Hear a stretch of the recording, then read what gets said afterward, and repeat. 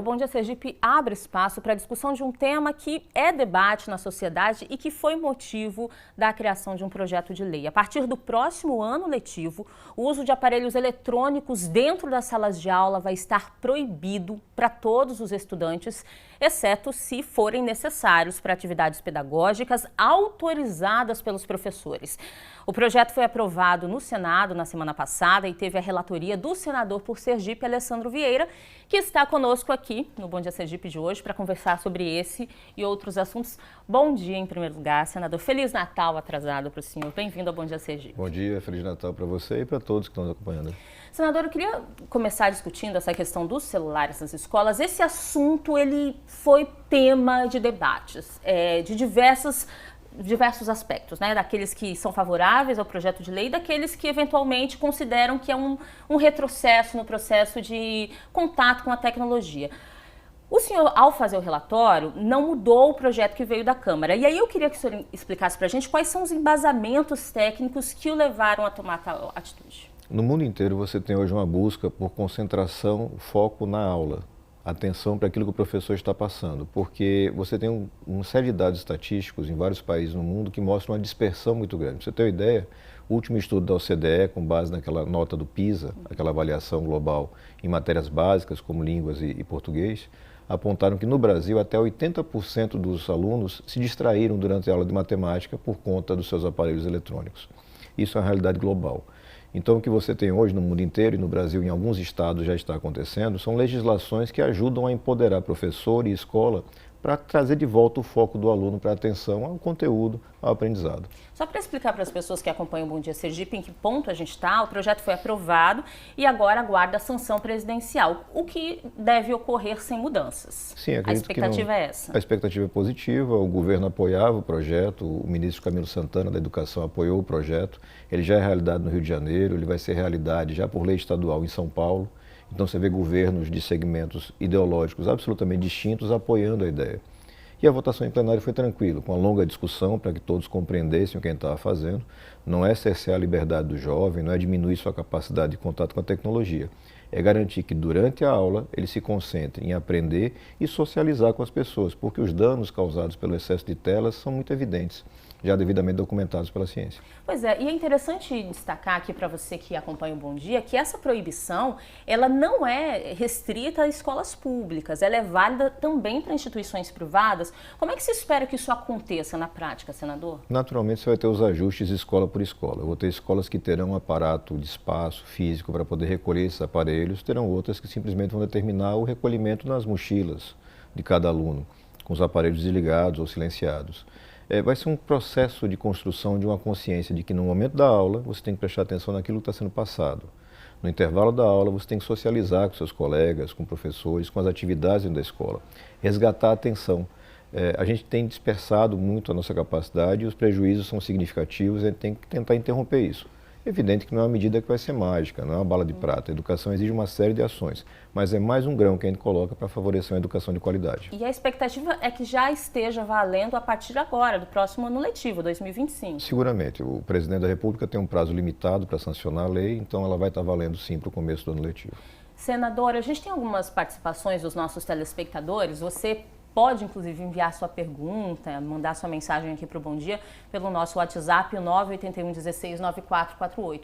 A Alessandra, sua xará, ela disse o seguinte: trabalho em escola e gostaria de saber como vai funcionar essa lei. Nós vamos ter que olhar as mochilas dos alunos? Não, não é necessário isso, mas cada escola vai construir a sua forma de atuar. Imagino que esse processo de construção de confiança e de disciplina na escola é muito a cargo do professor, da direção da escola, da equipe técnica. Mas não há necessidade de medida de força. Agora a lei, ela fala claramente sobre o uso do celular dentro da sala de aula. E vale também para horários de sociabilização, como o senhor citou, o recreio, enfim, outras atividades? Sim, a definição da lei, que é a definição técnica que a ciência que trata de pedagogia coloca, é que o tempo que você está na escola é um tempo dedicado ao aprendizado. Aprendizado amplo, não é só conteúdo, é também relacionamento, socialização.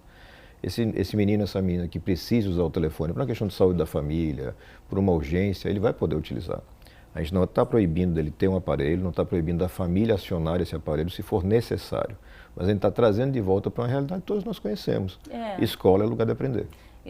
uma geração, né, talvez a nossa geração, Sim. que não viveu sem um celular, e isso era plenamente possível, que parece ser muito difícil de Isso. compreender para essa nova geração. O Wilson, de Aracaju, ele pergunta o seguinte: acho que isso deveria ser uma responsabilidade dos pais, deixar as crianças com celular ou não. O Estado não deveria se envolver. Esse é um dos pontos críticos dessa lei. Queria que o senhor argumentasse sobre isso. Veja, nós temos um problema de saúde pública, né? Você tem saúde mental desses jovens, você tem a capacidade de desempenho deles, tudo isso sendo afetado pelo excesso de telas. Então, de fato, há interesse do Estado em intervir. Mas a intervenção não é violenta, você não está tomando o celular de ninguém, você não está invadindo a casa. Se o Wilson quer que os filhos fiquem com o telefone 18 horas por dia, ele vai poder. Ele não vai poder nas 6 horas em que eles vão estar na escola. Eu acho que é razoável e vai estar favorecendo o crescimento dos filhos ou netos que ele tenha. Pois é, o Anthony, de Nossa Senhora do Socorro, disse o seguinte: em aulas que o aluno usa tablet ou computador, a restrição continua porque a tecnologia faz parte da vida dessa nova geração.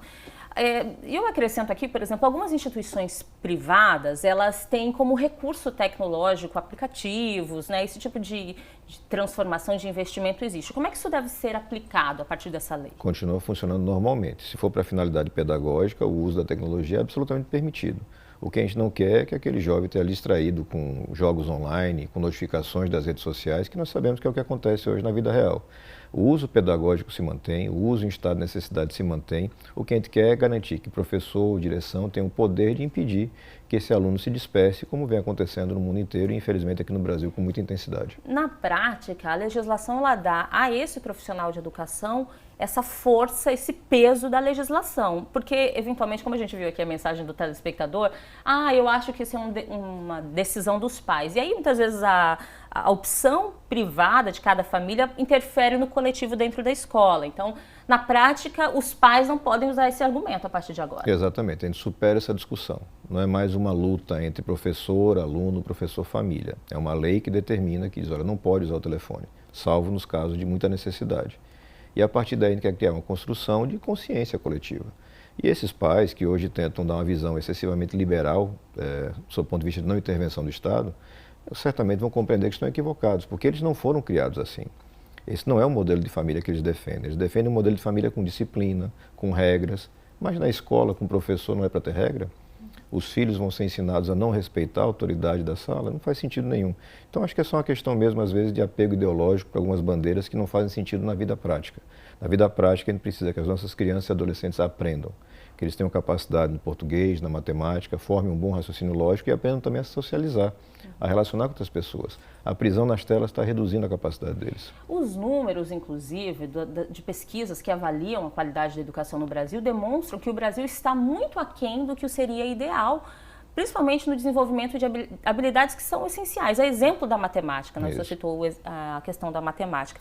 Para além dessa questão da proibição do celular, o senhor acredita que esse tipo de medida pode contribuir para a melhoria de um gargalo que é brasileiro e é antigo? Nós temos vários fatores. A educação é uma atividade extremamente complexa. No caso específico, a gente está cuidando da atenção, da dedicação do aluno. Então, se você pega os países com melhores desempenhos, o percentual de alunos que se distraem com eletrônicos está ali na faixa de 10% a 18%. No Brasil chega a 80%. Então, você tem que corrigir esse problema.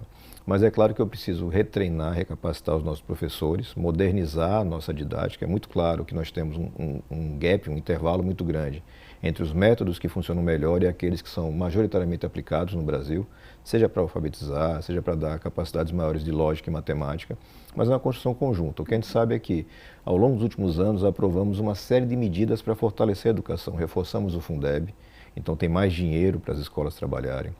Todo um projeto pedagógico vem sendo incentivado para escolas de tempo integral, tudo isso com muito investimento federal, estadual e municipal. Agora tem uma etapa final que cuida muito da atividade do próprio aluno, das famílias, para somados entendermos que com educação de qualidade tem mais emprego, tem melhor renda e a vida melhor para todo mundo. Para além da questão educacional, que eu acho que é o principal foco dessa legislação, o senhor citou uma questão importante que eu acho que a gente deve trazer aqui, que é o impacto na saúde pública que essa grande epidemia de problemas de saúde mental vem trazendo, né? A gente com frequência trata desses dados aqui, o crescimento de problemas emocionais envolvendo jovens, crianças e adolescentes. É preciso também um reforço no aparato dessa estrutura para atender essa população que inevitavelmente tem adoecido nos últimos anos. Sim, nós temos só com relação ao vício em jogos, você tem um aumento expressivo de internações e de buscas de atendimento no SUS, de jovens, de adolescentes. Isso é um reflexo do que a gente está vivendo. A gente teve uma invasão tecnológica não programada nas nossas vidas e a gente não sabe exatamente como lidar com isso. Você vê os adultos sofrendo severamente com uma síndrome que é chamada de cérebro cansado, ou roto, ou destruído, que é essa sobrecarga de informação que nós temos. A gente passa a ter uma preocupação constante com notícias do mundo inteiro, com informações que vão sendo bombardeadas, muitas vezes desinformação, e isso para o jovem, para a criança, é um prejuízo ainda maior, porque eles estão em desenvolvimento. Então, observe, a lei que a gente fez, que a gente aprovou, ela cuida apenas disso, seres humanos que estão em etapa de desenvolvimento físico, intelectual, psicológico e que precisam preservar as qualidades que nos fizeram chegar até aqui. A gente chegou onde estamos como sociedade com educação, com atenção para a sala de aula. Não foi distraído com o jogo do tigrinho ou coisa parecida. Então, acho que é uma medida a mais que soma para a gente ter mais qualidade e, mais adiante, melhor saúde e melhor emprego. A gente já vai discutir um outro assunto também aqui no Bom Dia, mas eu queria abrir espaço para mais uma Claro. pergunta do nosso telespectador, o Neviton. Ele disse o seguinte: essa lei vale também para as aulas em universidades, visto que o uso do celular para atrapalhar não tem idade, né? Acho que ele está se referindo que faz mal para todo mundo. Mas a lei específica para Educação escolas, básica, exatamente. Educação básica. Vai pegar ali do início até o final do ensino médio. O que se pressupõe é que na escola, no ensino superior, você já vai ter adultos, né? Mesmo que ainda em desenvolvimento, com 18 anos de idade, 17 para 18 anos de idade, mas já tem capacidade de discernimento, estão numa nova etapa, e aí as capacidades básicas já estão desenvolvidas. Então, você não tem por que fazer, nesse momento pelo menos, ele não identificou necessidade de fazer interferência desse tamanho já para o ensino superior. Tem mais pergunta do Alessandro de Aracaju. Sou professor e gostaria de saber, com base no projeto, qual o papel dos pais na colaboração dessa ação? Total.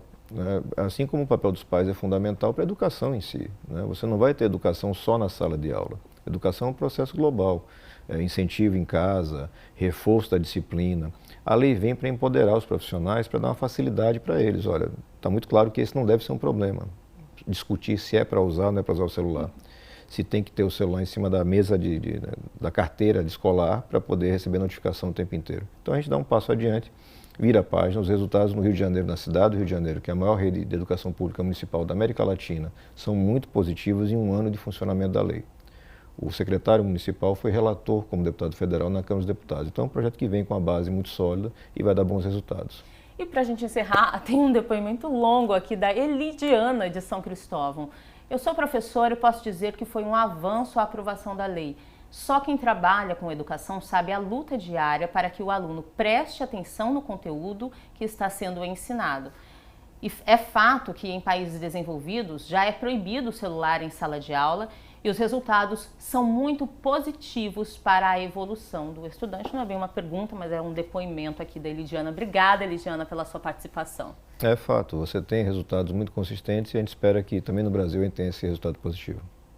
Olha, a gente está recebendo muitas mensagens sobre esse assunto, exemplo, né, principalmente de professores trazendo esse tipo de depoimento, inclusive favorável a essa legislação. Isso já demonstra que realmente é um assunto que está aí em debate na sociedade, está impactando a prática do dia a dia. Mas eu queria abrir espaço para falar sobre um outro projeto de lei que foi aprovado. A gente tem informações aqui, é o projeto de lei 2687/2022. O que ele faz? Ele equipara pacientes que têm diabetes tipo 1, mellitus tipo 1, a pessoa com deficiência. Então, eu vou trazer aqui algumas informações básicas sobre essa. Eu queria que o senhor explicasse para a gente o que isso vai trazer de mudança. Primeiro que ele ainda vai à sanção presidencial, está mais ou menos no mesmo patamar que a lei que a gente falava. Foram aprovados no mesmo dia, inclusive. Foi uma semana muito produtiva no Senado, que nós tivemos agora no final do ano.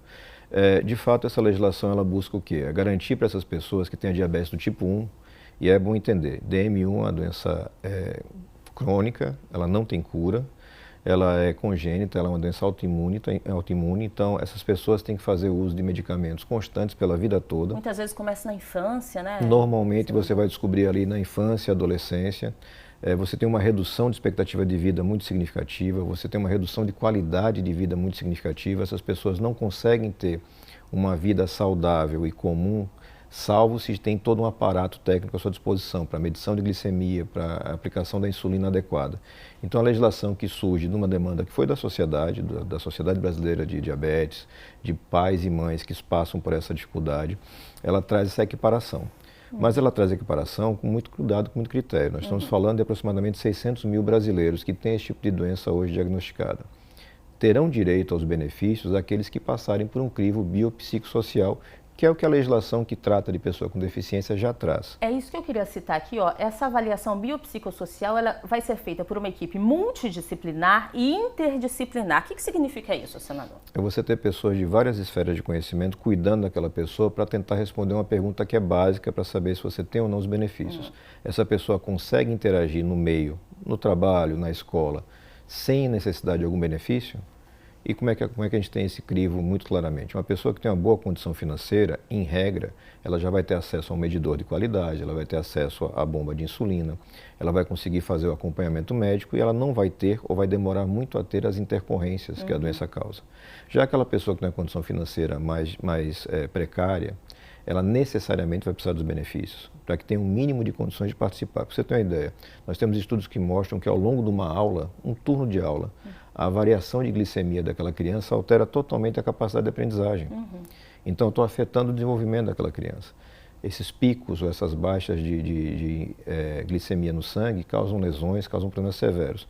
Mas você tem que avaliar quem é que precisa do benefício, quem não precisa. E esse critério, eu acredito que o Ministério do Desenvolvimento Social, enfim, vai ter condições de fazer. É isso que a gente coloca aqui, que o Poder Executivo, no segundo momento, vai criar os instrumentos para que essa avaliação aconteça. Mas eu quero falar dos direitos previstos nessa lei, são as mesmas regras já previstas no Estatuto da Pessoa com Deficiência. Exatamente. Eu queria que você citasse alguns exemplos de que tipo de direitos seriam esses e benefícios que essa pessoa com diabetes tipo 1 poderia ter acesso. Tratando da pessoa que está na pior situação, né? Então, essa pessoa tem direito ao benefício de prestação continuada, o BPC, que é uma renda mínima que ela vai ter para sua manutenção, tem direito a cotas, tem direito a acesso prioritário para a saúde, atendimentos de saúde no SUS, toda uma gama de defesa de direitos e a compreensão de que ela precisa, por exemplo, de um acompanhamento especial em sala de aula. A gente vai ter que mudar uma mentalidade para entender que esse jovem naquela sala, assim como qualquer pessoa com deficiência, precisa de uma atenção especial. Não é um melindre do pai e da mãe, não é um cuidado excessivo. É que realmente, se você tiver uma baixa, um pico de glicemia, aquela criança pode até morrer, pode estar em coma. Então, é uma mudança de mentalidade, é o Estado fazendo o apoio necessário para isso, inclusive com aportes financeiros, para que você possa ter o desenvolvimento saudável. Você ter uma ideia, hoje as pessoas que passam pelo problema da DM1 e que já desenvolveram consequências, em regra estão recebendo BPC, estão recebendo os benefícios. Seja porque ficaram cegas, porque perderam membros, porque tiveram uma redução do desenvolvimento mental. Então a gente antecipa, cuida da prevenção, cuida dessas pessoas desde o começo e toda a expectativa, porque também é uma regra que já existe em vários países envolvidos, na França, Austrália, Estados Unidos, é que a gente tenha a melhor qualidade. Gente com capacidade de vida mais produtiva, com mais saúde e com menos gastos, no final das contas, para o próprio Estado. O senhor citou a disparidade do acesso a recursos, né, para pacientes que têm a diabetes do tipo 1, e eu vou citar só o exemplo do tipo da insulina que é aplicada, a forma com que essa insulina é medida, né, como é que isso é feito. Tem gente que faz isso de forma automatizada, tem gente que precisa de um outro tipo de recurso.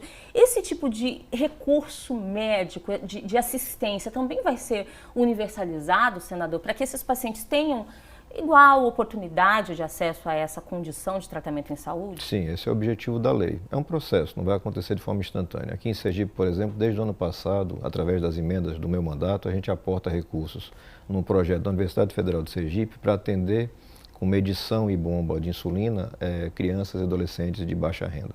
A gente está começando esse processo. Com a legislação aprovada, isso vai ser acelerado. Você vai ter a clareza para o Ministério da Educação, Ministério da Saúde, Desenvolvimento, que essa é uma regra, tem que ser cumprida, essas pessoas têm que ser mais protegidas.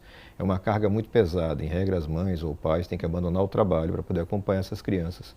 A gente recebeu, ao longo de conversas, de audiências públicas, pessoas que sinalizavam alteração de glicemia, só pela ansiedade de estar ali fazendo aquela conversa no Senado. Então, trazer isso para uma realidade para todo mundo não é um custo absurdo, a gente está falando de um custo por pessoa que vai estar na casa dos R$8.000. O Brasil não é um país que tem falta de dinheiro. O Brasil tem falta de priorização de onde colocar o dinheiro que sai do nosso bolso. Não é o político que está dando, é imposto que você paga. E a gente tem que garantir que esse dinheiro do imposto vá para onde mais precisa. E se a gente coloca esse dinheiro para proteger esse tipo de pessoa, pessoas com deficiência, no caso específico DM1, certamente teremos um bom resultado como sociedade. Qual a expectativa da efetiva prática dessa legislação? Ela deve passar pela sanção presidencial, também não se espera que existam mudanças? Não vejo possibilidade de mudanças, pelo menos foi o compromisso do governo.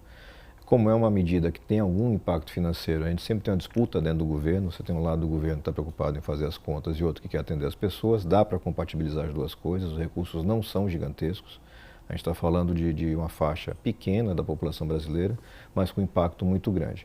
Sancionado pelo presidente da República, você vai ter a regulamentação interna. A gente imagina que ao longo do ano 2025 você vai ter a normalização das atividades, criando regras e uma prática para distribuição com mais velocidade, com mais assistência para as pessoas. Mas ela prevê uma regulamentação específica, porque isso pode envolver INSS, por exemplo, diversos outros instrumentos, inclusive públicos, né, de acesso a esses benefícios. Exatamente. A gente vai trazer para quem está no começo de estágio, pós-diagnóstico, uma realidade que hoje já está sendo atendida para quem já está com consequências graves da doença. E isso deve ocorrer ainda em 2025, senador? Eu acredito que sim. É uma demanda muito justa, tem uma ressonância social muito grande. Depois que as pessoas entendem que não é qualquer diabetes, é a tipo 1, que ela vem lá crônica, autoimune, sem cura e com gravíssimas consequências, eu acredito que a gente vai ter uma implementação rápida ao longo de 25. Eu queria agradecer ao senador Alessandro Vieira pela participação aqui no Bom Dia Sergipe mais uma vez. Obrigada, senador. Bom dia. Obrigado, bom dia e um bom fim de ano para todos. Para o senhor também. Lembrando que mais informações sobre essas duas leis que nós discutimos, que foram aprovadas na semana passada, você tem lá no nosso site, g1.com.br/se. O endereço está aqui na tela, é só acessar. Obrigada mais uma vez, bom dia.